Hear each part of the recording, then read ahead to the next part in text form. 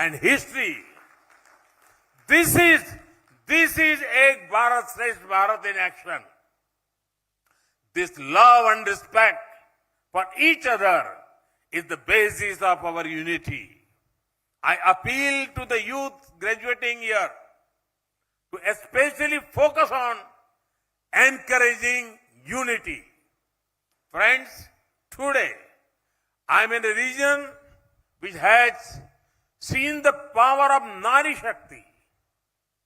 This is where Rani Velu Nachiyar stayed when she was preparing to fight the British.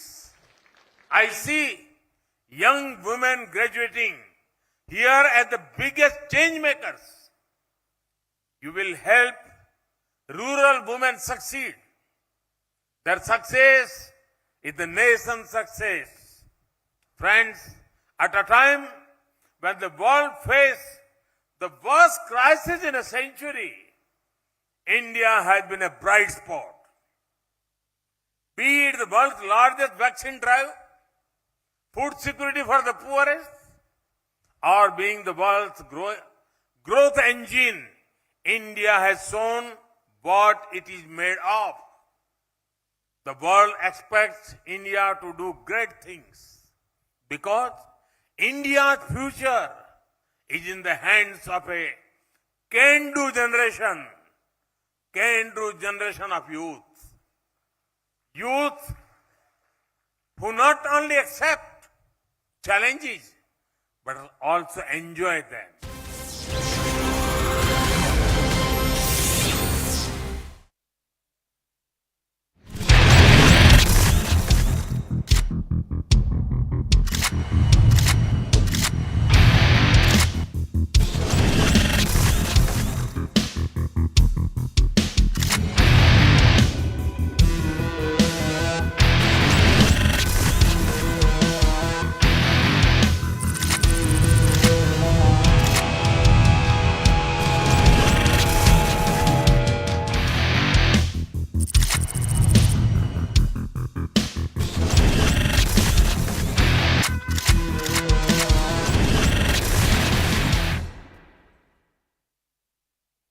Did anything change at all? Well, certainly the result hasn't changed, Zaka. And if anything, this is more disappointing because there in the UAE last World Cup, you never took off. You lost the first two games and you were crashed out. Here you lost out in the semi-finals, looking as possibly the best team in the tournament till then, and then finishing on the rubbish heap because it was a massacre today, what we saw. And I share with a lot of what your package put out, what Mani is saying, that this can't be, there's a sense of deja vu about it. There have been so many semi-finals, ICC tournaments that India has reached and then just can't make the cut to reach the final or win the tournament. So something has to give. And I think what needs to give or what needs to be done is look at where the areas we're going wrong. Obviously, the personnel becomes a big issue. England, if you remember, in 2015, they went in for a total revamp of their white ball cricket and they won the World Cup in 2019. They're in the final year in 2022 in the T20 World Cup. They could possibly win, but even so, if they don't, they're in the final. I think that, whether you want to change all 15 players or not, but certainly the thought process has to change and a lot more induction of players who are in form, who just scoring runs heavily everywhere and are being not given that entry into the team because, well, there are bigger luminaries, stars around and you have to somehow accommodate them. I am very clear, very clear tonight that, Virat Kohli had a great tournament. God bless him. I mean, he's a legend of the game, no doubt about it. Ask yourself a very simple question. And that's what the selectors need to do. That's what the BCCI needs to do. Are Kohli, Rohit Sharma, Dinesh Karthik, Ravichandran Ashwin, are they the future of Indian T20 cricket? No. The answer is an absolute emphatic no. And if they are not, then they shouldn't be in this team. You have to go for a complete, as they say, a surgical strike. Go ahead, bring in youngsters. There are youngsters who are doing well in the IPL. Hardik Pandya has shown his captaincy chops. Go ahead, go for a complete overhaul of this T20 team because that's what it takes. If you want to win the One Day World Cup next year or the next T20 World Cup whenever it happens, this team is not going to do it. This team is not the team of the future. And as Ayaz said, I mean, they may be illustrious names and they can continue playing in longer formats, whether it's one-day cricket or whether it is test cricket. But in T20 cricket, you have to be very, very clear, like England did. And by the way, as Ayaz said, that was on the back of a loss to a humiliating loss to Bangladesh. I think they lost to Bangladesh in the 15 World Cup, and then they completely overhauled their white ball cricket. And look at where England is today. They won the One Day World Cup a few years ago. They're one step away from winning the T20 World Cup in 2022. Let me get in some callers. And I know a lot of callers are angry tonight. They're frustrated at this team. Look, in cricket, you can win, you can lose. That's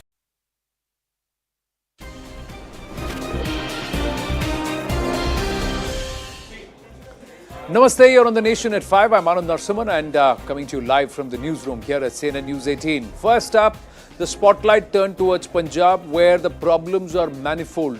The first, most important, which Bhagwant Mann claims he's been busy fixing, is law and order, but it just seems to be spiraling out of control. Shocking visuals of a brazen daylight robbery that's now come to the fore. This is from Taran Taran. This is at gunpoint at the Baba Deep Singh Avenue in Taran Taran, which is sending shockwaves across the country. Have a look at these pictures. How bizarre. A mother or an elder sister is just about to start the vehicle to take the younger one or that little girl to school. There is an old lady standing at the gate. There is another person, seemingly the grandfather with a toddler in his arm, and his man, he's covered his face.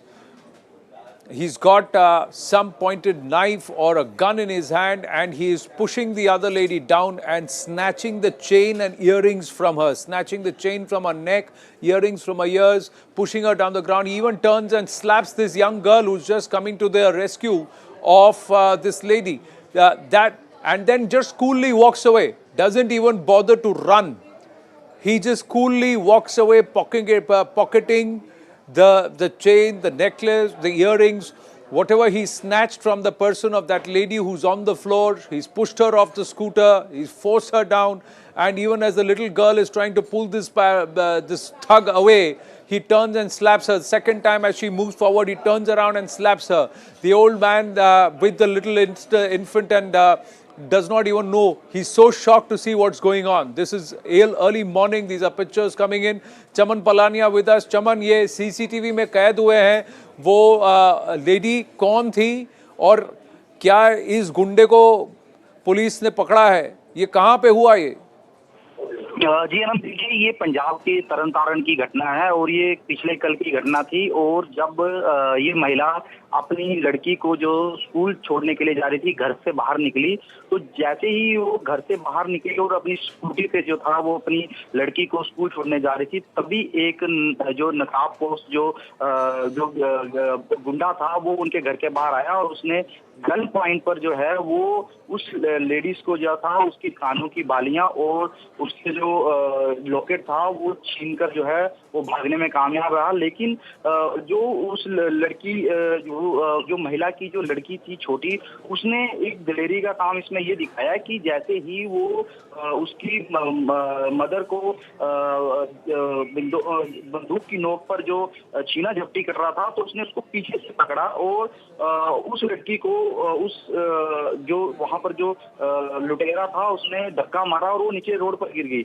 लेकिन उसके बावजूद भी वहां पर कुछ जो स्थानीय लोग थे वो आए, और लेकिन उनका शोर मचाने पर भी वो जो लुटेरा था वो उनका जो महिला थी उससे उसकी कानों की बालियां और लॉकेट लूटने में जो है वो कामयाब रहा और भाग गया। और पंजाब पुलिस ने जो है इस मामले में जो है अभी तक जो है वो FIR दर्ज की है, लेकिन अभी तक कौन वो लुटेरा था उसको अभी तक पंजाब पुलिस ने वो तो भागता हुआ भी नहीं दिख रहा। चमन, इतने कैसे वो उनमें इतनी हिम्मत कहाँ से आ गई है कि वो छीन के किसी महिला को दिन दहाड़े इस तरह से प्रताड़ित करके धक्का मार के नीचे गिरा के उनसे कान की बालियां छीन के वो पैदल चल के जा रहा है कि कोई उसका बाल नहीं बांका कर सकता? कौन है ये? और पुलिस को पता नहीं, कैमरा में कैद है और वहां पर आसपास लोग तो जमा हुए, लेकिन किसी ने इसको धर दबोचने की कोशिश नहीं की। जी आनंद, देखिए जिस तरह से पंजाब पुलिस जो है लगातार यही दावा कर रही है कि हम जो पंजाब में जो गैंगस्टर हैं और जो इस तरह के जो लुटेरे हैं उन पर जो है नकेल कसने की तैयारी कर रहे हैं, लेकिन कहीं ना कहीं जो लॉ एंड ऑर्डर की स्थिति है पंजाब में वो लगातार जो है वो बिगड़ती जा रही है। जिस तरह से पिछले दिनों पंजाब के साथ जो तरन तारण का इलाका है उसके साथ ही लगते जो अमृतसर था, वहां पर जो है था वो जो हिंदू नेता थे सुधीर सूरी, उनकी जिस तरह से पुलिस की प्रोटेक्शन के बीच जो है उन्हें गोली मारकर जो है उनकी हत्या कर दी जाती है। और उसके ठीक 2 दिन बाद पंजाब के जो फरीदकोट था वहां पर भी एक डेरा प्रेमी जो थे प्रदीप, उनकी जो है वो हत्या कर दी जाती है। तो कहीं ना कहीं अब पंजाब पुलिस पर जो है अब ये सवालिया निशान उठता हुआ नजर आ रहा है कि जिस तरह से पंजाब में जो लॉ एंड ऑर्डर की जो स्थिति है वो लगातार बिगड़ती आ रही है। जहां तक अगर बात करें पंजाब के मुख्यमंत्री, तो पंजाब के मुख्यमंत्री ने कल जो पंजाब पुलिस की जो उच्च अधिकारी है उनके साथ भी एक रिव्यू मीटिंग की है, लेकिन उस रिव्यू मीटिंग के बाद भी जो पंजाब में जिस तरह से जो ये घटना है वो लगातार जो स्थिति है वो बिगड़ती जा रही है और हर रोज जो नए से नए इस तरह के जो वाकये हैं वो पंजाब में देखने को मिल रहे हैं। अमृतसर में एक बंदा घर से बाहर निकलता है, उसे जेब से पिस्तौल निकालता है, एक आदमी को गोली मार देता है जो धरने पे बैठा है। जिस आदमी को गोली लगी उसके साथ जो उसका साथी है वो जवाब में अपनी जेब से बंदूक निकालता है और जवाबी फायरिंग करता है। यहाँ तरन तारण में दिन दहाड़े एक बंदा आता है और एक गुंडा आता है और एक महिला पर इस तरह से अटैक कर उसकी कानों की बालियां छीनकर चला जाता है, एक बच्ची को थप्पड़ मारता है और आगे चला जाता है और लोग नहीं देख। Hemant Atri is with us. Chaman, thank you for your inputs. Hemant Atri ji, ये what is happening in Punjab? Are these guns so freely available that anybody and everybody can have them? And who are these brutes who have started attacking women, children? This is a very common phenomena all across the North India as far as chain snatching is concerned. These instances happen day in and day out all across for the very simple reason there are two very pertinent problems here in Haryana and Punjab where these kind of instances happen very, very regularly.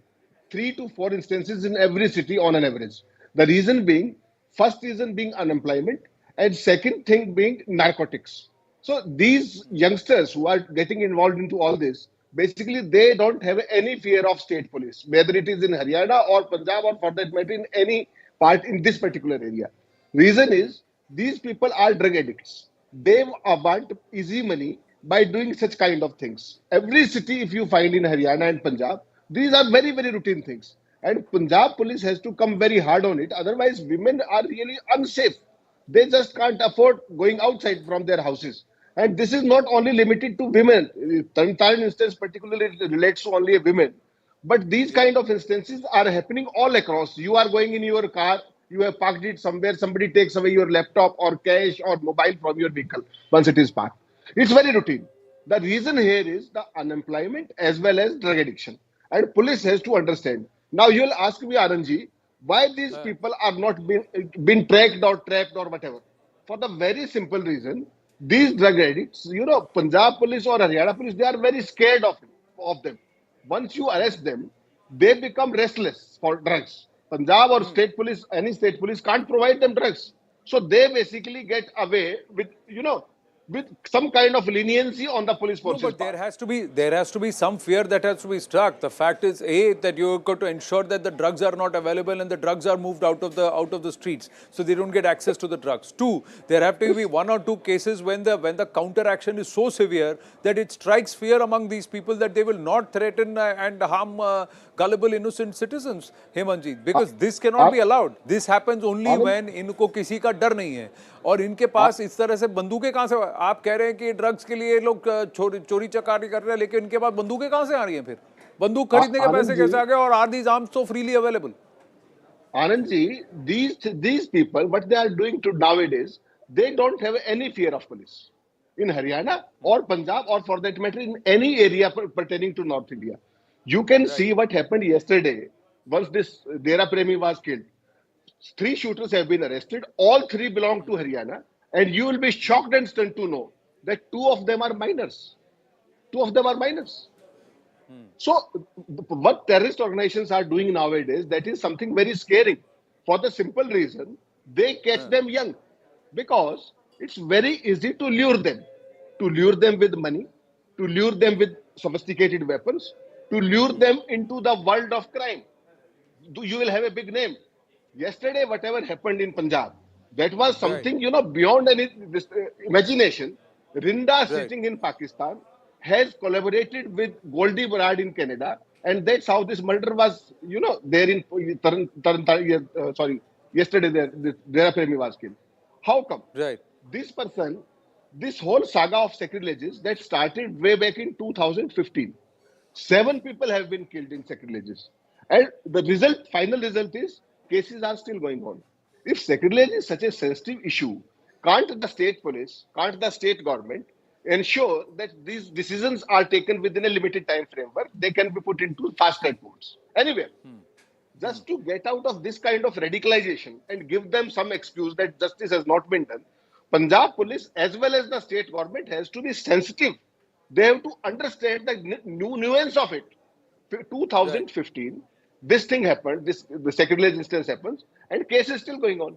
And you will be shocked to know why category protecting Mr. Suri. Exactly 1 week back, last week also, at this particular time, you and me were discussing the same thing. Suri was Right. killed in broad daylight while having Y Yes. category security. This gentleman, Pradeep Kumar, was having 2 security guards. What is the Correct. fun of carrying security guards if they can't protect you?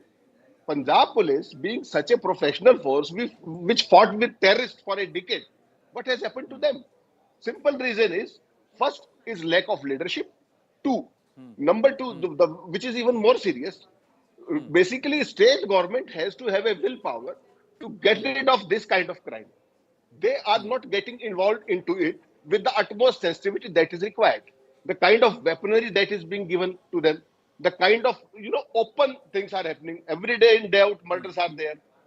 The people who are already on target, like Sidhu Musewala, while being on the hit list of these people, ISI and all that, he was killed Right. in broad daylight. Security was withdrawn. Then happened with Suri. Now Mr. Pardeep. And these kind of chain snatching and everything, these are a routine saga. So Punjab Right. police, I'm just state you made a government very has to have a interesting willpower. point. Before we go to the next we go to the next big development. I just want to go back to the points where you said out of the 6 people who've been arrested, the killers of Pradeep Singh, as he came out of jail, you said those 6 people who got arrested. You are saying that 2 or 3 of them are minor. They've all No, been no. caught. We try and put this pitch. Aranji, three of them, there were 6 people who attacked Six him. people, three. Three were Yeah. arrested. Three Three have were been arrested arrested. yesterday. Three have been Three arrested, were, and of which you are saying 2 are minors. all three are from Haryana and 2 are minors. And there is one All more 3 are interesting from thing. Haryana, and 2 are All three are minors. from are from Haryana and 2 of them are minors. And imagine the interesting part in it. Punjab police is not able to track them after even 15 hours of the instance. Delhi police comes all the way from Delhi, and in a village in Patiala, they have an encounter and they arrest the accused. The same thing happened in I'm Musewala just going case. to call They, for the pictures of those assailants in just a bit, but you are saying that that these 3 assailants who have been arrested out of the 6 who shot him dead in Punjab, 3 of them are from Haryana, 2 of them are actually minors. More importantly, you're saying the arrest has been made by Delhi police and not by Punjab police. So what's going on exactly. here? That's also a shocking aspect. But these are youth from Haryana. But these gangs who've been operating out of Delhi Tihar jail have been recruiting people from this Haryana Punjab belt and operating in and these shooters have been coming out of their villages, going and doing some kind of incidents and vardat in some of the other districts and coming back to these districts, their home district. So somewhere there is also this aspect that the recruitments happen from neighboring districts. They go ahead and do this activity and come back so that they can escape scrutiny. Is that also a pattern? Anandji, this is a fixed pattern for last say about 3 or 4 years. These people, these youngsters, they get into jails on some very pretext minor initially. Some kind of some pretext like chain snatching or something like that, or for that matter, drug peddling. And the moment they get into jail, they get into touch with the henchmen of big criminals, of big gangsters. And that's how they are lured into the world of crime. They offer them everything possible. See, easy money is demand of the day for these youngsters because they are unemployed. Then they need sophisticated weapons. They are very fond of it. Then they are very energetic. Youngsters are very energetic. And while being minor, you don't understand the nuance of the crime that you are committing. So it's very easy to lure them and get into the main fold. As far as police and security agencies are concerned, for them it is even more difficult for the very simple reason, those being minors or youngsters, They are nowhere on the radar. They are nowhere on the hit list of the Punjab police or Haryana police or intelligence agencies. So this is very difficult to apprehend them initially. And once they commit something, but state police like Punjab police, but instead of arresting Punjab police, being arrested by Punjab police, every time Delhi police arrest them. In Sidhu Musewala case, if you recollect, what happened? Ji. Those guys killed him and they were arrested. All of them were arrested from different areas, from Gujarat to many other places. Correct. By So Delhi they were police. arrested. Yesterday Yeah. also the same thing happened. So why is the Delhi police far more in action than the Punjab police? That's an interesting question. But we got another big development coming through, and this is more than just gang wars and absolute lawlessness in Punjab. Is this all rooted from those or backed by those forces who are also wanting a situation of lawlessness so that they can move in and push this secessionist narrative or this Khalistani narrative? Is the K virus spreading in Punjab? We've got access to news coming through, whereas per top sources, there is a plot to revive this entire Khalistan movement across the state of Punjab. The organization at the center of this plot is Waris Punjab Day. Now, this is News 18 India getting us this information, but here at CNN News 18, 2 weeks ago, we had told you that this Waris Punjab Day, is, which was started by Deep Sidhu, has now been appropriated by this man, Amritpal Singh. And this Amritpal Singh is now under the spotlight because he is trying to model himself around Bhindranwale. He's been going down to Bhindranwale's village in Punjab, spending time there and walking around and trying to conduct these sabhas and nukkads and meetings in mohallas, small meetings, where he's really rabble-rousing on the streets of Punjab. And that's exactly what's now being confirmed, where as per sources, these linked to the recent shooting, because remember when Sushil had been killed, the Uddhav Shiv Sena leader, the Shiv Sena Taksali leader, the badge on the windshield of the killer, the assailant, was of Waris Punjab Day and Amritpal Singh. Now, this guy is already, Amritpal Singh is on the radar of intel agencies. He's holding meetings inside Punjab, peddling Khalistani propaganda, and intel sources now saying that this outfit is being funded from abroad and its financial sources are under the scanner. So, Hemant Atriji is with us. Hemantji, somewhere these gangs, are they operating with these Khalistani forces? And are the Khalistani forces using these gangsters, these drug peddlers, to also push this agenda? And have they now planted somebody who's doing the seeding work of separatism, secessionism on Indian soil? Precisely, Anand, that is the problem. See, very recently, the gangster sitting in Pakistan, Mr. Rinda, he has, he's in hand in glove with Mr. Goldie Brad. He is sitting in Canada now. What they are doing basically, they are having a very soft target as far as Punjab is concerned. There are all kinds of people. Mr. Suri, who was unfortunately killed last week, what happened with them? He was wanted in 6 cases, all using objectionable language towards a particular community. So, forces sitting outside, it may be Goldie Barad or maybe Rinda or somebody in Australia or Britain or Canada or anywhere. See, how do they choose their targets? They choose their targets so that the separatist forces can be activated. Mr. Suri, who was killed, he used to use very highly objectionable words about a particular community. So he became a soft target. Despite having a Y category security, he was killed. Yesterday, what happened with Mr. Pradeep? He was there in that particular case, and you will not believe, once this sacrilege thing happened in Bargadi, 7 people have been killed. In those who are related to that instance, directly or indirectly, 3 of them directly and 4 indirectly. 7 have been killed. So this is not a new phenomenon. What the separatist forces are trying to do from across the border is, they are pinpointing the soft targets. It may be anybody, and they want to get basically the publicity that is needed. And Waris Punjab Day is not a new phenomenon. My problem is why Punjab police is not able to track those guys. Why don't they interrogate them and take them to the task? They are not doing it. There is something much more that meets the eye as far as Punjab law and order situation is concerned, and central agencies really need to be worried about it. Pakistan has been using drones, sending their, AK-47, AK-74, sophisticated weapons like those, then narcotics, then cash money, then even rocket launchers also. Rocket launcher was fired on Punjab Police Intelligence Headquarters in Mohali, and Punjab Police could not arrest them for months. What is happening? What has happened to Punjab Police? What has happened to their intelligence agencies, state agencies? And every time, whenever there is a big instance, Delhi Police comes into picture. So there is something which is much more to be done as far as Punjab land order situation is concerned. Otherwise, it's going to be a very risky proposition. Yeah. No, but in this case, somewhere somebody is allowing them a free run, isn't it, Hemant Atriji? Yeah. Who is doing it? Who should... It's very... See, these are all activities against the interest of our country. If somebody is openly allowing the peddling of drugs is not a recent phenomenon. The Aam Aadmi Party in 2017, they coined this term Udta Punjab, where their sympathizers, those people who believed in Arvind Kejriwal and the AAP also went out and made movies, coinages, and also storylines were scripted. At that time, it was the Akalis and it was the Congress which was being blamed. What's happening now? Who's to be blamed now? How is it that the links are all pointing towards a connect with Delhi? Tihar jail does not come under the Delhi police per se.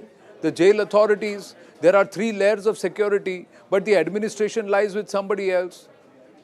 Now the Aam Aadmi Party is in power. Has there been a rampant total clampdown and crackdown, or have these forces been far more emboldened? Weren't these the same people who are also seen on the ramparts of the Red Fort, a national heritage monument, and they were desecrating it? And what are the flags that they put along with the Nishan Sahib? Did they also not put the Khalistani flags? RNG, Punjab police basically, I don't know whether how to say it, but the real issue here in this case is they have lost the plot for the reasons best known to them. It may be lack of leadership, it may be frequent changes of DGPs, or willpower on the part of state government or the powers that be. It was very easy to say so many things once Aam Aadmi Party was in opposition. But once you come into the power, it's very difficult to give results. And that's precisely what is happening in Punjab. Otherwise, you tell me one thing, a professional police force like Punjab Police, who fought so valiantly against the terrorism in 80s, what has happened to them? Those are the same people, same guys, same willpower, everything. There is something much more that meets the eye as far as Punjab law and order situation is concerned. And Union Government, Home Ministry, as well as all security agencies, they need to take cognizance of it. Otherwise, Punjab is going into a very difficult phase as far as these separatist forces and their designs are concerned. I mean, that is very, very, dangerous point which Punjab is coming to. True. Hemantji, thank you. Thank you for joining us and thank you for your inputs on this story. Clearly a matter of concern. There are more developments, ladies and gentlemen. This person, his antecedents is being watched very, very closely. Who's funding him? How is a businessman from the UK landing here in India and suddenly turning into a religious head and appropriating a party that belongs to a deceased person who himself was known to have a Khalistani intent? So is this seeding being done over a period of time over the last few years, and is it only now seemingly getting to manifest? And who's allowed all of these agents and these entities a free run on our own soil? These questions we will dwell upon and look at more aspects later tonight on The Right Stand at 8 p.m. For the moment, taking a very short break.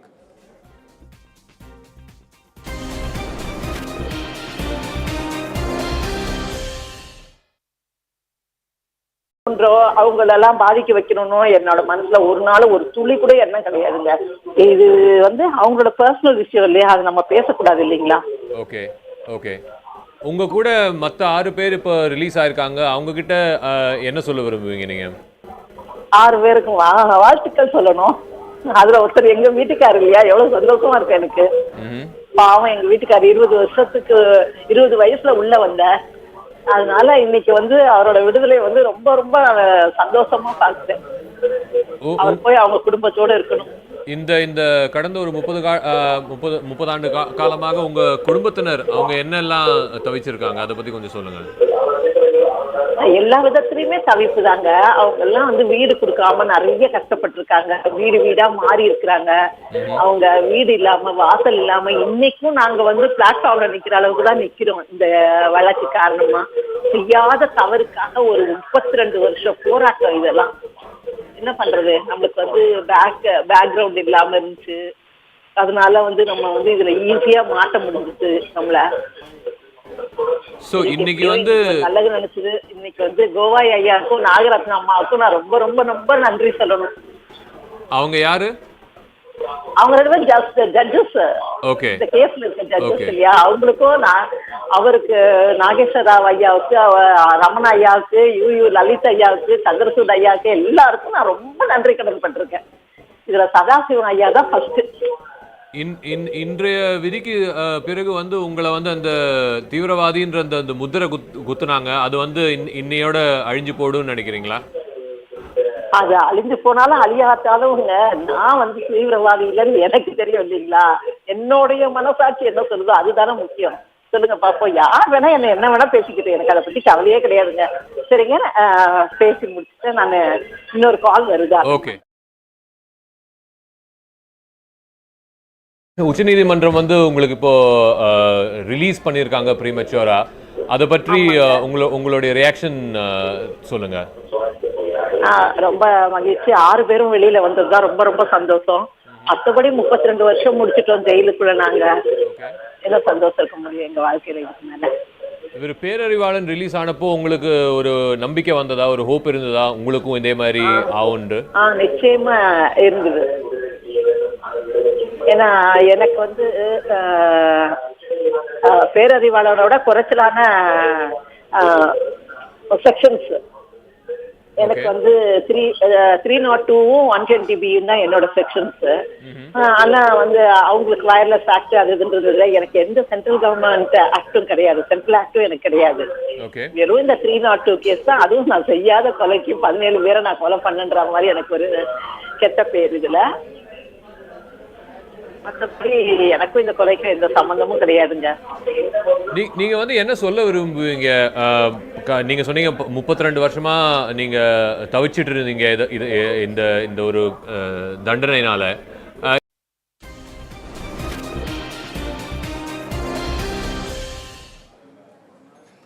Back on the Nation at 5 with a big development that the jail premises were being used by gangsters for nefarious activities as they were using phones used by Indian Mujahideen terrorists. It's a shocking revelation that's happening. What's happening in our jails is a matter of serious concern. It's been raised by multiple guests and multiple experts on here at CNN News 18 on the right stand here on the Nation at 5. And Hemant Attri was less lamenting something sinister is going on in our jails. And Anand Tiwari of News 18 India just getting us these details that we have accessed documents where the cops are coming out and saying that Lawrence Bishnoi was using phones of Indian Mujahideen terrorists to communicate and send messages outside. Anand Tiwari with more details. Namaste Anand, bataiye.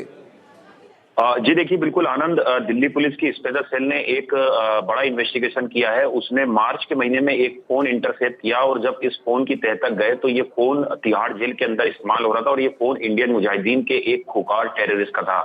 यही नहीं, इसके बाद special cell ने तफ्तीश में ये पाया कि इस फोन का इस्तेमाल लॉरेंस बिश्नोई और उसके गैंग के कई एक्टिव जो गैंगस्टर हैं जो इस समय तिहाड़ जेल में बंद हैं वो कर रहे हैं जेल नंबर 8 में। जिसके बाद पटियाला हाउस कोर्ट में एक अपील दाखिल की गई है जिसमें यह कहा गया है कि लॉरेंस बिश्नोई की इसके अलावा संपत नेहरा, बिट्टू उर्फ मिंटू और दीपक उर्फ टीनू, इन लोगों के वॉइस सैंपल की जांच कराना है। अगर आनंद थोड़ा पीछे आप जाएं तो दीपक उर्फ टीनू ये वो गैंगस्टर है जो अभी फिलहाल पंजाब पुलिस की कस्टडी से फरार हो गया था और जिसे स्पेशल सेल की काउंटर इंटेलिजेंस यूनिट ने अजमेर से गिरफ्तार किया था, जिसमें एक सब इंस्पेक्टर पंजाब पुलिस के बर्खास्त हो चुके हैं नौकरी से, उन्हें गिरफ्तार किया गया था। तो ये काफी डेस्परेट गैंगस्टर हैं, संपत नेहरा, दीपक टीनू, लॉरेंस बिश्नोई, और इनके अब सीधे इंटरनेशनल कनेक्शन भी जो है धीरे धीरे सामने आ रहा है रेंदा जैसे खालिस्तानी आतंकियों से। तो ये एक बड़ा इंटरसेप्शन है। और अगर आप थोड़ा पीछे जाएं तो बताना चाहेंगे कि हिंदुस्तान के सबसे बड़े उद्योगपति के घर के बाहर जो जिलेटिन की गाड़ी मिली थी जिसमें जिलेटिन थे, उस मामले में भी स्पेशल सेल ने एक फोन कॉल इंटरसेप्ट किया था जो तिहाड़ जेल के अंदर एक टेररिस्ट एक्टिव था और उस टेररिस्ट के पास ये फोन था। तो ये सेकंड बार ये एक बड़ा इन्वेस्टिगेशन में खुलासा हुआ कि किस तरह से इंडियन मुजाहिदीन के आतंकी जेल के अंदर फोन इस्तेमाल कर रहे हैं और उन फोन का इस्तेमाल अब गैंगस्टर जो हैं वो अपनी क्रिमिनल एक्टिविटीज को बढ़ावा देने के लिए इस्तेमाल कर रहे हैं। पर एक बात बताओ आनंद, ये सबसे बड़ी बात है कि इस जेल के अंदर इतने सारे फोन कैसे आ गए? और अगर इनको पता है कि इंडियन मुजाहिदीन के पास फोन नंबर है तो इंडियन मुजाहिदीन के पास फोन भी कैसे आ गए? और इसका एक बार नहीं कई बार प्रयोग हुआ, अलग अलग लोगों ने इस्तेमाल किया। तो क्या है एक फोन है जिसको कि सब घुमा रहे थे, ऐसी कोई बात है, या फिर इनके आपस में दोस्ती है, कॉन्टैक्ट्स हैं और ये जेल के अंदर बैठ के प्लॉट बना रहे थे? जी देखिए, बिल्कुल आपने बहुत सही सवाल किया है। इसमें दोनों एस्पेक्ट हैं इन्वेस्टिगेशन की कि क्या जेल के अंदर जो टेररिस्ट बंद हैं उन्होंने गैंगस्टरों के साथ हाथ मिला लिया है और अब वो कोई नया प्लान तैयार कर रहे हैं, एंटी सोशल एलिमेंट्स तैयार कर रहे हैं या इस तरह की एक्टिविटीज के लिए। और दूसरा सवाल ये कि जेल के अंदर ये बात जग जाहिर है कि जेल के अंदर एक छोटे जो फोन होते हैं उसमें वाईफाई के जरिए कई जो गैंगस्टर हैं वो उस फोन से बात करते हैं। सिद्धू मूसेवाला हत्याकांड के बाद भी एक जो वॉइस रिकॉर्ड है वो एजेंसीज के हाथ लगी थी और जिसमें ये पता चला था कि पंजाब से एक शख्स ने सिद्धू मूसेवाला हत्याकांड के बाद टीवी देख के लॉरेंस बिश्नोई को फोन किया और जिस लॉरेंस बिश्नोई को जो फोन किया गया वो तिहाड़ जेल में फोन किया गया। उस फोन को कोई दूसरा गैंगस्टर इस्तेमाल कर रहा था और पंजाब से फोन करने वाले शख्स ने कहा कि लॉरेंस से बात करना है, जिसके बाद उस छोटे फोन को लॉरेंस तक दिया गया और उसके बाद लॉरेंस ने उस फोन का इस्तेमाल किया। तो ये मॉडल काफी पहले से तिहाड़ जेल के अंदर चली आ रही है कि एक छोटा फोन होता है, उसमें वाईफाई रहता है और उस वाईफाई के जरिए तमाम जो उस बैरक में गैंगस्टर हैं या जो और भी टेररिस्ट हैं वो उस फोन का इस्तेमाल करते हैं और जब सुरक्षा एजेंसियों को की भनक उनको लगती है तो वो उस फोन को डिस्ट्रॉय कर देते हैं या टॉयलेट में उसको फ्लैश कर देते हैं। ये पहले भी इन्वेस्टिगेशन में आया है। जो सबसे बड़ा सुकेश महाठग था उसने भी एक फोन जो है वो तोड़ के फेंकने की कोशिश की थी, जिसके डाटा को जब रिट्रीव किया गया तो उससे पता चला कि किस तरह से उसने स्पूफिंग के जरिए 200 करोड़ की ठगी को अंजाम दिया है। तो जेल के अंदर जिस तरह से मल्टीपल ये इस तरह की एक्टिविटीज हो रही है, जाहिर तौर पर ये जेल की स्टाफ पे बट्टा लगा रही है और जेल एडमिनिस्ट्रेशन के ऊपर एक गंभीर सवालिया निशान खड़े करती है। जी, और कहीं ना कहीं इसमें दिल्ली पुलिस के आला ऑफिशियल और कहीं ना और कुछ और अधिकारियों के रोल को भी क्या खंगाला जा रहा है? Anand, are they also now subject to investigation? How is it that the Delhi police gets involved whenever there is something happening in Punjab?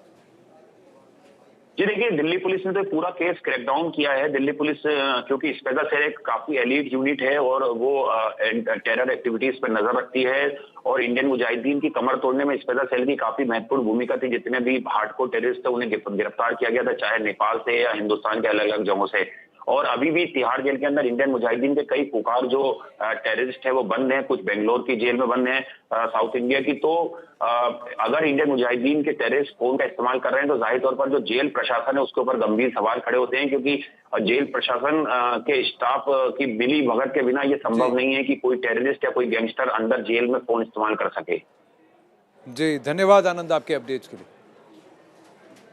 Big development this, ladies and gentlemen, that the Bishnoi gang, Lawrence Bishnoi, was using phones that were being used by members of the Indian Mujahideen. How all of them were using phones and was this phone being passed around is all a matter of deep concern and of course intense scrutiny and investigation. Heads have rolled at the Tihar jail with DIG prisons and all being given the boot or shunted out, but are there others also involved is a big concern.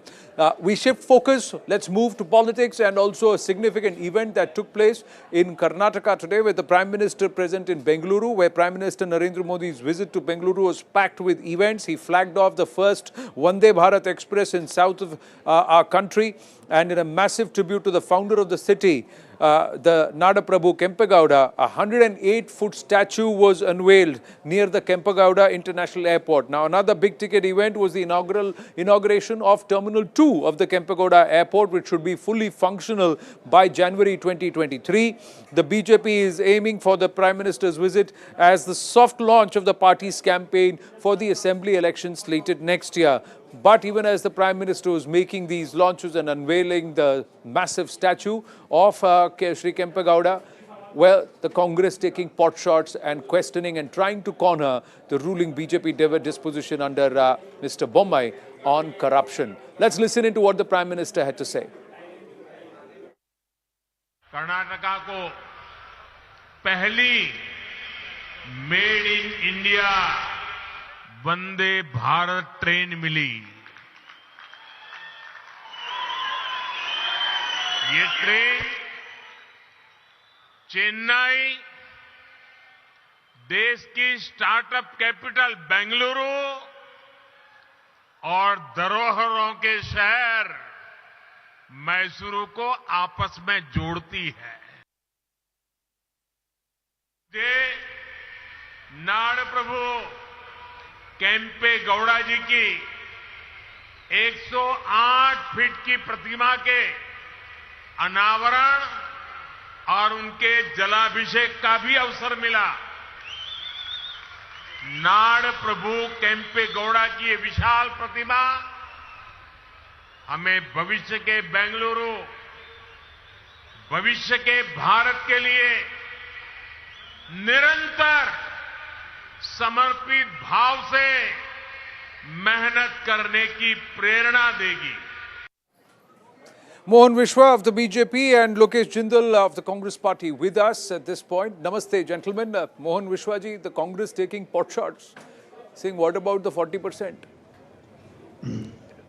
See, Anand, even after so many months, they're singing the same old outdated song called 40%. Till now, we've asked for a basic evidence is they're not able to give, and we've asked them to give at least a complaint in a local police station is they're not able to give. It's like, the national leader Rajiv Gandhi, how he used to scream about Rafael across the country wherever he goes with different figures. Same thing is happening in Congress also, which is baseless. They don't have anything else other than this. Come on, today, Bangalore is an IT capital of the world and startup capital of the world, like as our Prime Minister said. It's and also, Bangalore it is also the pothole capital. No, I will come to that. Ask any person living in Bengaluru, they have a problem with the traffic jams, they have a problem with the potholes, they have a problem with absolute civic apathy. Now, you are also residing in Bengaluru, you will not deny it. So, is that was that Kempegowda ji's dream? See, Anand, I do agree we are part of the state government, and since there is no corporate with the BBMP, we do take up the responsibility. It doesn't mean that, we'll stop our developmental work. Pathway filling is going on. A lot of other developmental work is also going on in Bangalore. Take the Metro Phase 3, it might get started in next 4 to 5 months. So that work is happening. And probably a lot of other works are happening. So that also should be taken into account. But coming back to the Congress petty politics over here, looking at the way they speak, they know only the legacy about either Nehru or Indira Gandhi or Sonia Gandhi.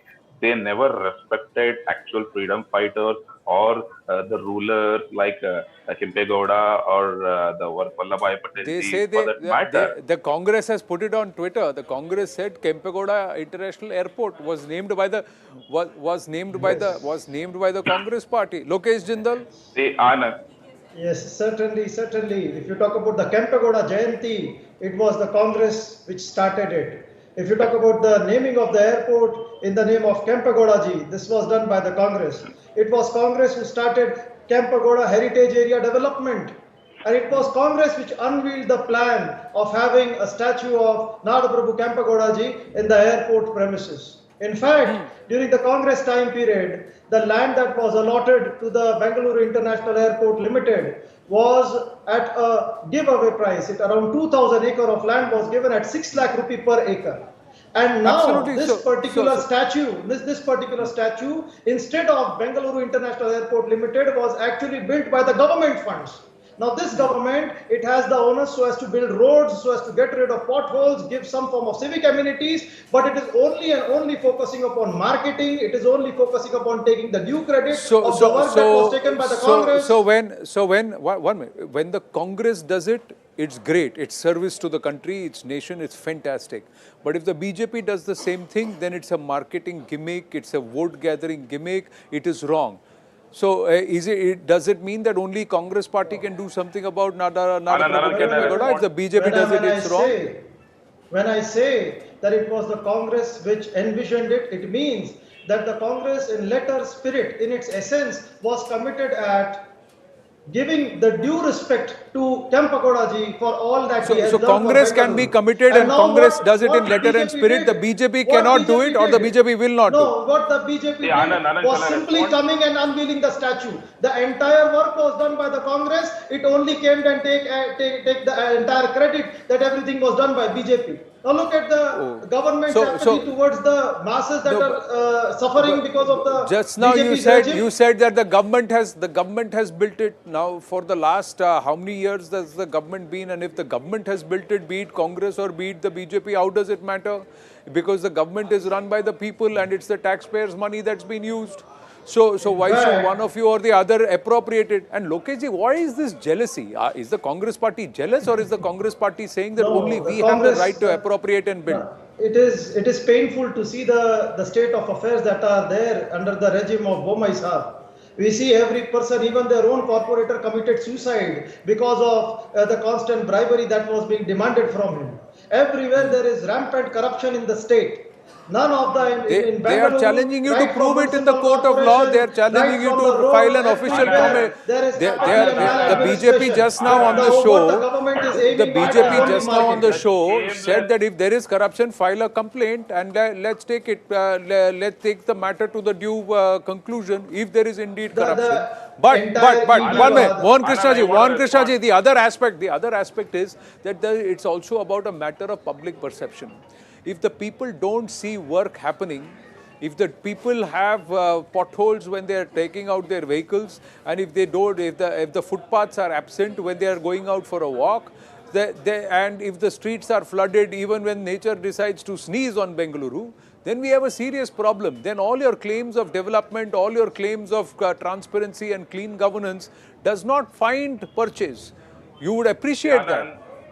Anand, I will come to your point. Before that, I have to answer my friend where the shameless Congress government should feel ashamed. They were the one who were ruling BBMP for 5 years. We ruled hardly for last 1 year, and also there is no government since there is a matter pending with the court. And what about their responsibility? Come on, out of 198 Bangalore ward, even Congress has more than 90 corporators. What they are doing? What is their work? What is their responsibility? We built. It was the Aren't they Congress not that built responsible? Bengaluru. It was Congress that gave Karnataka. It made Karnataka the startup capital of the country. It was Congress that made Bengaluru Can the I electronic request city Mohan and the IT Krishna? center Can I of request India. Mohan Krishna and Lokesh Jindal? I'll give both of you time to speak and counter. Please, let's not shout over each other and cancel each other out. Let's try and avoid this cancel culture, please. If I heckle you, please heckle me back, but please don't heckle each other. Yes, please complete Mohanji and then Lokesh, please respond.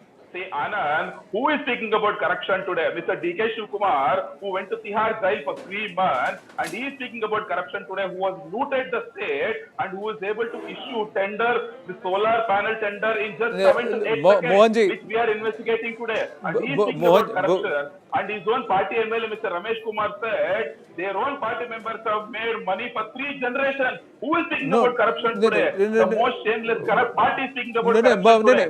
They don't have any moral rights. Mohanji, you can lay the blame on the Congress party saying they are shameless or they are corruption, they are corrupt, etc. That does not give you the right to be corrupt or claim yourself to be clean by calling the other corrupt. And they can still hold the right as the opposition in the state to question you and corner you on issues where you are seemingly vulnerable. And right now, the issue of corruption seems to be endemic to all political parties in Karnataka at this point. Lokesh, please respond to Mohan Krishna and then Mohanji respond. Mohan Krishna, I would just ask one question. Mohan Krishna, my question is simple. Why was 84 crore rupees spent from the government fund when Bengaluru International Airport has decent amount of earnings with itself and it has shares and all means so as to build the statue? Please answer. Okay. Anand, shall I answer? Mohanji. Yes. Yeah, see here, Bangalore is, as I told earlier, is an IT capital of the world and which contributes highest number of income tax or rather GST for the development of the nation, for the development of the state. And Mr. Kempegowda, who is the founder of such city, who founded 500 years back with a great vision of, building gardens, building lakes, building different layouts, building, different blocks all together. Is it not our duty to give some sort of respect for such a great person? And he himself said now that, they were instrumental in building, the statue of Kempegowda, and they were the one who renamed the airport name. How can he lie that? It was Mr. Anand Kumarji, who was the civil aviation minister then, who was instrumental in bringing this airport in Bangalore. What kind of lie he is making here? And Mr. D.K. Shivkumar, what did he do? Just to please, his senior Sonia Gandhi, he gave government land to build Jesus Christ statue in Kanakpura. What answer he has for that? Listen. Someone else who is not at all, connected to Bangalore. So we have built a statue Relax. of a great Your person answer was irrelevant. who is highly instrumental in what did he say? Don't interfere in between when I'm making some statement. When you are talking, I was keeping quiet, I was listening. Just listen. Your answers are then you'll get your time. What I am saying, Mohanji, is please yield. Lokesh Jindal wants to respond. Let Lokesh Jindal respond and then you counter. Yes. Lokesh Jindal. Sir, what I am asking is when the government is spending on the statue as well as the 23 acres of the project, then who will be building the roads? You expect the Bengaluru International Airport Authority to build the roads? So are you saying that the statue should not be built? The cities? Are you saying that the Congress party opposes a 108 feet statue of The statue is a respect. Ji? The statue is a respect and it is revered. It is revered. It was to be built. It was going to be built. It was the Congress brainchild, and that respect is there for Kempagoda ji. But at the point is, Kempagoda envisioned a city whereby the inhabitants of the city, they would have had all forms of luxuries, all forms of services. So then don't have a problem with the statue. You say that you build statues, but first fix the roads and fix infrastructure. That's a point to say. But to then say, why have you built the statue and why have you not done this? Then you have a problem. The point is the funding of the statue is the major problem. Then you say that the Congress envisioned it. So I can envision a lot of things. Who gives it shape and fruit? Should that person not get any? Should that entity and should those people not get any? The other thing is, Lokesh ji, that Nadaprabhu Kempegowda belongs to every citizen or denizen of Karnataka, because it was his vision and he had that is now unfolding. He's revered because of that. He had a vision. So can you appropriate it for himself, for yourself? Can you say that only Congress will do it, BJP cannot? If BJP does it, they have motive. When Congress does it, it doesn't have motive. When you are unveiling the statue of Kempagoda ji, it is also important to understand the essence of Kempagoda. Kempagoda himself wanted the inhabitants who has to have availability to all basic services, right from hospitals, good communications, good transport facilities, a good meaning towards life. So you cannot unveil only the statue and ignore all other aspects which the Bangaloreans they deserve. So should only the BJP remember that, or should every political party remember that? Should only BJP remember? Should every political party? So then you please look at the checkered record. Look at the checkered record of every political party that has been in power in Karnataka, and who has been able to live up. So before pointing finger at one person, do you see three fingers pointing back at you? Who is in the power? Who is in the power? Now, whoever is in power, please question. Please question. It is your right to question the party which is in power, but it is also your duty to walk the path of the visionary of Karnataka in its form and how it is. So if you have failed to walk the path, then you also have to apportion a certain amount of blame to yourself, is my point. Mohanji, final word, I have to wind up. The problem with Congress is they would have been happy if the statue would have been up either Indira Gandhi or Sonia Gandhi or Nehru or Rajiv Gandhi, or some name of the Nehru legacy would have been put for some the government scheme. They are worried, we are identifying the actual freedom fighters and actual contributors of the city or of the state for that matter, and we are exposing them to the entire world so that they should know the fact that Mr. Kempagoda is the does one your who built job the end by Bangalore. building a statue? But does your job end by building a statue, or is your responsibility to ensure that the entire area around the airport also gets water, because the water table is an issue there? Or is it your also responsibility to ensure that the entire road, that when you start from the top of MG Road till the time you reach the airport should not take 2 hours? The same distance that it takes for us to fly from Delhi to Bengaluru is the time that sometimes it takes for us to get from the airport to MG Road, sir. So is that your responsibility also?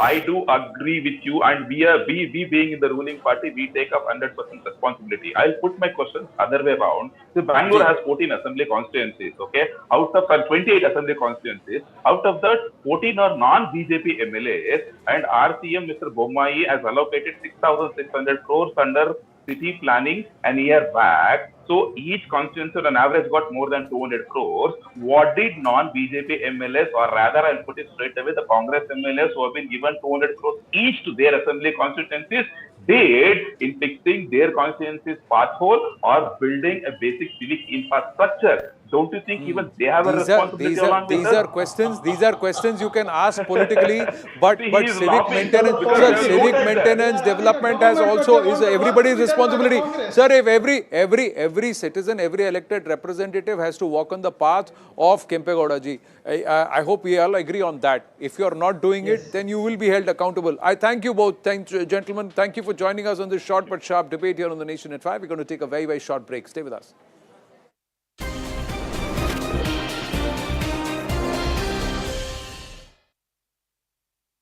செய்யாத கொலைன்றதுனால எனக்கு என்னோட மனசாட்சி எப்பவுமே கிளியரா தான் இருந்திருக்கு. இது நாள் வரைக்கும் நான் வந்து அந்த கொலை செய்யலன்றது, அது இல்லாத 17 பேருக்கும் எனக்கும் என்னங்க இருக்கு, என்ன மோட்டிவ் இருக்கு எனக்கு, நீங்களே சொல்லுங்க பாப்போம்.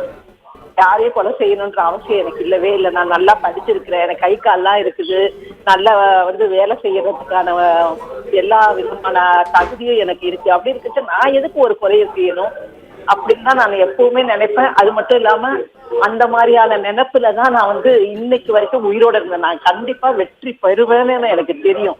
நான் முதல் நாள்ல இருந்தே நான் அதை நினைச்சேன், நம்புனேன். எனக்கு நியாயம் கிடைக்கும்னு, நீதிக்கு வெல்லும் அப்படின்னு நான் நினைச்சேன். அதே மாதிரி சத்தியம் ஜெயிச்சிருக்கு இன்னைக்கு என்னோட வாழ்க்கையில. யார் வேணா என்ன சொல்லிட்டு போட்டோம் நான் ஒரு கொலைகாரி, நான் உண்மையா சொல்றேன். என் மனசாட்சி இன்னைக்கு வரைக்கும் கிளியரா இருக்குது. நான் நிஜமாவே சொல்றேன், அதை நினைச்சாதான் என்னால தூங்கவே முடியும். நீங்க வந்து சிறைச்சாலையில் இருந்தப்போ காந்தி குடும்பத்தினர், ராகுல் காந்தி, பிரியங்கா காந்தி, இவங்க வந்து உங்களை பார்த்தாங்க. அவங்க கூட என்ன என்ன பேச்சுவார்த்தை நடந்தது? அவங்க கிட்ட என்ன சொல்ல விரும்புவீங்க இன்னைக்கு? இன்னைக்கா அவங்க கிட்ட நான் உண்மையை தாங்க சொன்னேன். அதே மாதிரி இன்னைக்கு வந்து உண்மை ஜெயிச்சிருக்கு. அதுதான் அவங்க வந்து உங்களை மன்னிக்க, அவங்களெல்லாம் ஹர்ட் பண்ணணும்ன்றோ அவங்களெல்லாம் பாதிக்க வைக்கணும்னோ என்னோட மனசுல ஒரு நாள் ஒரு துளி கூட எண்ணம் கிடையாதுங்க. இது வந்து அவங்களோட பர்சனல் விஷயம் இல்லையா, அது நம்ம பேசக்கூடாது இல்லைங்களா? Okay okay. உங்க கூட மற்ற 6 பேர் இப்போ ரிலீஸ் ஆயிருக்காங்க. அவங்க கிட்ட என்ன சொல்ல விரும்புவீங்க நீங்க? 6 பேருக்கும் வாழ்த்துக்கள் சொல்லணும். அதுல ஒருத்தர் எங்க வீட்டுக்காரர் இல்லையா, எவ்வளவு சந்தோஷமா இருக்கு எனக்கு. பாவம் எங்க வீட்டுக்காரர் 20 வயசுல உள்ள வந்த, அதனால இன்னைக்கு வந்து அவரோட விடுதலை வந்து ரொம்ப ரொம்ப சந்தோஷமா பார்க்கிறேன். அவர் போய் அவங்க குடும்பத்தோட இருக்கணும். இந்த கடந்த ஒரு 30 ஆண்டு காலமாக உங்க குடும்பத்தினர் அவங்க என்னெல்லாம் தவிச்சிருக்காங்க, அதை பத்தி கொஞ்சம் சொல்லுங்க. எல்லா விதத்திலயுமே தவிப்பு தாங்க. அவங்க எல்லாம் வந்து வீடு கொடுக்காம நிறைய கஷ்டப்பட்டிருக்காங்க. வீடு வீடா மாறி இருக்கிறாங்க. அவங்க வீடு இல்லாம வாசல் இல்லாம இன்னைக்கும் நாங்க வந்து பிளாட்ஃபார்ம்ல நிக்கிற அளவுக்கு தான் நிக்கிறோம். இந்த வழக்கு காரணமா செய்யாத தவறுக்காக ஒரு 32 வருஷம் போராட்டம். இதெல்லாம் என்ன பண்றது, நம்மளுக்கு வந்து பேக்ரவுண்ட் இல்லாம இருந்துச்சு. அதனால வந்து நம்ம வந்து இதுல ஈஸியா மாட்ட முடிஞ்சிச்சு நம்மள. சோ இன்னைக்கு வந்து நல்லது நினைச்சது. இன்னைக்கு வந்து கோவாய் ஐயாவுக்கும் நாகரத்ன அம்மாவுக்கும் நான் ரொம்ப ரொம்ப ரொம்ப நன்றி சொல்லணும். அவங்க யாரு? அவங்க 2 பேரும் ஜட்ஜஸ். ஓகே. இந்த கேஸ்ல இருக்க ஜட்ஜஸ் இல்லையா, அவங்களுக்கும் அவருக்கு நாகேஸ்வர ராவ் ஐயாவுக்கு, ரமணா ஐயாவுக்கு, லலித் ஐயாவுக்கு, சந்திரசூட் ஐயாவுக்கு எல்லாருக்கும் நான் ரொம்ப நன்றி கடன் பட்டிருக்கேன். இதுல சதாசிவன் ஐயா தான் ஃபர்ஸ்ட். இன்றைய விதிக்கு பிறகு வந்து உங்களை வந்து அந்த தீவிரவாதின்ற அந்த முத்திரை குத்துனாங்க. அது வந்து இன்னையோட அழிஞ்சு போடுன்னு நினைக்கிறீங்களா? அது அழிஞ்சு போனாலும் அழியாத்தாலும் நான் வந்து தீவிரவாதி இல்லைன்னு எனக்கு தெரியும் இல்லைங்களா. என்னுடைய மனசாட்சி என்ன சொல்லுதோ அதுதானே முக்கியம். சொல்லுங்க பாப்போம், யார் வேணா என்ன வேணா பேசிக்கிட்டு, எனக்கு அதை பத்தி கவலையே கிடையாதுங்க. சரிங்க, பேசி முடிச்சுட்டு நான் இன்னொரு கால் வருதா? ஓகே. உச்சநீதிமன்றம் வந்து உங்களுக்கு இப்போ ரிலீஸ் பண்ணியிருக்காங்க.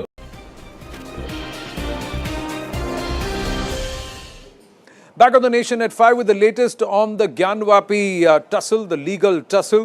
The Supreme Court has extended the protection order on the area where the Hindu Paksh claims that the Shivling has been found. Now, protection has been extended until further orders. This is in line with what the court had said after Advocate Vishnu Shankar Jain, appearing for the devotees, underlined that the area protection under order of May would expire on the 12th of November. In May, the Supreme Court had passed an interim order directing the district magistrate to ensure protection of the area inside the Gyanvapi Sringargori complex where the Shivling is said to have been found. In a court-ordered survey, the Muslim side has said that the basis of this entire thing has been wrongly portrayed. The base of the water fountain has been wrongly portrayed as a Shivling. We have Vishnu Shankar Jain joining live. Vishnu, I know you are in motion, but thank you for joining us. You're on the move. But what happened in court today? There was an IA that you also withdrew. Take us through what happened. See, first of all, we had made a request before the Honorable Supreme Court that the interim order passed by the Honorable Supreme Court on 17th of May as well as on 20th of May is going to expire on 12th of November because the order of 711 has been passed by the District Judge of Varanasi, where the 711 application filed by the Masjid Committee has been dismissed and they are in revision petition. before the Allahabad High Court, which is going to come up for hearing on 22nd of November. So the interim protection may be continued, on which the Honorable Supreme Court has accepted our request and has passed an order extending the interim order till further orders. So that is point number one. Point number two, we had made an application before the Supreme Court where we had asked for consolidation of suits, because as you know, in Varanasi Civil Court there are a lot of suits which have been filed by various parties, and since there is no uniformity in the orders and the appeal will be before the district judge, who is the trial authority in this case. So in the fitness of the things, we requested the Honorable Supreme Court to transfer all the cases to the district judge. So the Honorable Supreme Court has granted us liberty to make an appropriate application before the Honorable District Judge, who will pass appropriate orders on our application. So Right. therefore, in light of that, I had withdrawn my application. Withdrawn the application. But when it says that this is until further orders, so that means there is no time and date. So do you see this entire legal fight now dragging on a bit? The other aspect is, were you able to raise this matter in front of the Supreme Court? The fact that even though the court has empowered the district judge refused to opine on the matter of the archaeological survey or using methods of scientific investigation, because it's a claim versus counterclaim as to what lies there in that Wazukhana area. See, that order is taking attention of the Honorable Allahabad High Court. And as you rightly know, that the Honorable Allahabad High Court has sought response from the SI and has admitted my revision petition and has listed the matter on 21st of November. So in light of the fact that the Allahabad High Court is seized of the matter and without any further opinion from the Allahabad High Court, it wouldn't have been appropriate for me to mention that matter before the Honorable Supreme Court. Therefore, in light of this fact, I had not mentioned this matter, but the matter is pending before the Allahabad High Court so far as scientific investigation and ASI investigation is concerned. Today also, in a parallel proceeding, the Allahabad High Court has heard the matter of ASI survey. So two courts in Allahabad High Court are hearing the question of ASI survey. One is on the ASI survey of the entire Gyanvapi complex and the other is ASI survey of the Shivling area. So both the matters are taking attention of the Allahabad High Court. So once the Allahabad High Court makes any adjudication, definitely the matter will travel to the Supreme Court, and it is at that point of time we will definitely make our arguments and submissions before the Honorable Supreme Court. The Muslim Paksh had a few objections and points to make. What was their point of view? We had made an application seeking that the SLP filed by the Masjid Committee has become infructuous on the footing that they have participated in the commission proceeding on 6th and 7th of May. They made an objection that the Advocate Commission Ajay Kumar Mishra is biased, and on their application on 12th of May, the Honorable Civil Justice Senior Division has passed an order appointing 2 more advocate commissioners, and then they again participated in the commission proceedings. So after participating in the commission proceedings, how can they challenge the order of appointment of advocate commission? The fact of the matter is that the matter which is pending before the Supreme Court only arises from an order appointing advocate commission, which was confirmed by the Civil Justice Senior Division, which was affirmed by the Honorable Allahabad High Court on 21st of April, and now the matter has travelled to the Supreme Court. But in the meantime, whatever additional facts had happened, those additional facts we had brought to the knowledge of the Honorable Supreme Court, and the Honorable Supreme Court has asked the Masjid Committee to make an objection to our application within 3 weeks, and once they will file their objection, then we will definitely the matter will be heard before the Honorable Supreme Court. So again, this aspect of maintainability, the fact that the entire intervention or survey by the Advocate Supreme Court is should not be conducted, even though you say it's infructuous because the Muslim Paksh has found. Somewhere do you get a sense that they are trying to delay this matter, because now you're jumping between 3 courts. That's exactly what you wanted to avoid. The District Judge Court, the Allahabad Court, and now 3 weeks later you'll again be back in the Supreme Court. See, definitely they are trying to shy away with the truth. And the fact of the matter is, Anand, kindly notice, when we asked for a survey by the Advocate Commissioner, that was objected because they knew that the shivling is present inside, it will be found. The second fact of the matter is, we said that there should be an ASI survey of the Shivlingam. They say it's a fountain, but they don't want an ASI survey. They don't tell a technique by which it will be ascertained that whether it's a Shivling fountain. So the fact of the matter is, if you don't have fact under your belt, definitely will try to hide away and shy away from the matter, and the only strategy is, as lawyers, that you try to deal the matter and solve the matter. And rest assured, and just be rest assured, I want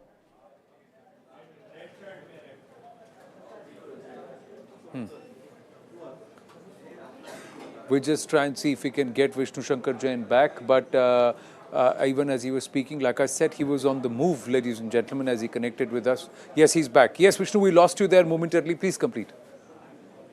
So I was saying that definitely there is a strategy to prolong the battle, but we will definitely keep fighting the legal battle on all the forums, before the district court, before the Allahabad High Court, and before the Supreme Court, and will try to fetch justice for all the worshippers. So now 21st, you are, if I remember the date correctly, you are scheduled to present yourself at the Allahabad High Court. Now, since the court has said that you need to draw up an appropriate request with the district judge, so when are you going to do that? Will that happen early next week? Of combining all the petitions, all the suits? Within a few weeks it will happen. Definitely we'll make an application before the district judge. To tell a time frame today, it will be little difficult, but after making all the formalities, we'll make an application before the district judge. But before that, this entire challenge bit of whether it's a shivling or whether it's the base of a fountain, that has to be sorted by a third party, which will be a scientific investigation. So are you confident of a favorable verdict there? Because that's with the Allahabad High Court. Two matters, like you mentioned. Yes, that matter is pending before the Allahabad High Court. The Allahabad High Court has sought reply from the SI, and definitely I'm confident, because it's very logical that if one party is saying it's a shivling, other party is saying it's a fountain, the only mode of ascertaining is by an expert body like an SI or a scientific investigation. So I am definitely hopeful that this argument will find favor with the Honorable Allahabad High Court, and let's see what happens in the future. Well, thank you. Thank you for your time, Vishnu Jain. Thank you for speaking with us. With that, we call it a wrap on this edition of The Nation at 5. Viewpoint up next with Zakar. Stay with us.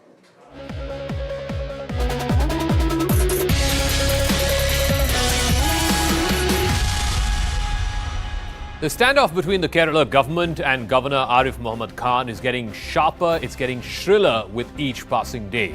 Now, the Pinarayi Vijayan-led government has moved an ordinance to remove the governor as chancellor of one of the universities in the state, the Kala Mandalam. And now the indication from the state government is that the governor could be removed as chancellor from more universities across the state. The governor, on the other hand, he contends that this was the state government which did not follow due process and that he cannot be removed as chancellor. After all, this is a tradition that has been there from British times. It's not just a tradition that's been there since India became an independent country 70 years ago, but from British times it was always governors who were appointed as chancellors of universities. That is his contention. This is clearly a political face-off between the governor and the state government, and the question is, who is going to blink first in this face-off? And who is it exactly here? Is it the governor or the state that is crossing the Lakshman Rekha?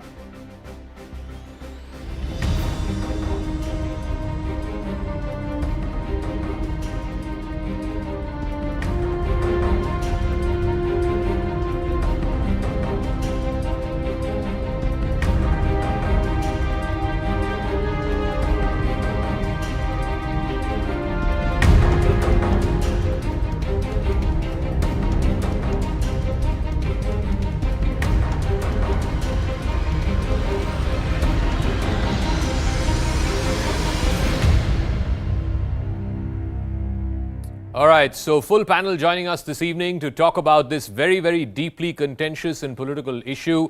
John Brittas is Member of Parliament of the Rajya Sabha from the CPIM. He's joining us on the talking point this evening. KJ Alphonse is former Union Minister and Senior Leader of the BJP. Raju P. Nair is a leader of the Congress Party. He'll be joining us in a moment. And Kalishwaram Raj is a lawyer with the Supreme Court. Let me start with you, John Brittas. First things first, what the governor's contention is that due process was not followed while naming these chancellors of universities. He says that the due process is that 3 names have to be forwarded by the state for every vice-chancellor's position, and it's up to the governor to choose from those 3 names. He says this process was not followed. Your response? Saka, who appointed